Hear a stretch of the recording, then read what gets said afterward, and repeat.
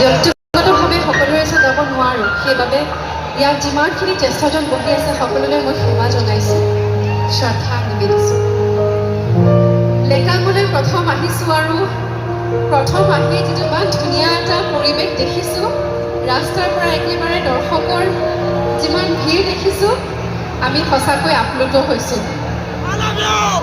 আমি আনন্দিত হৈছোঁ। আপোনালোকে আমাৰ গীত শুনিবলৈ, জুবিন দাৰ গীত শুনিবলৈ আপোনালোক ইমান দূৰ দূৰণিৰ পৰা আহিছে আৰু আমাৰ সৈতে যোগ দিছে।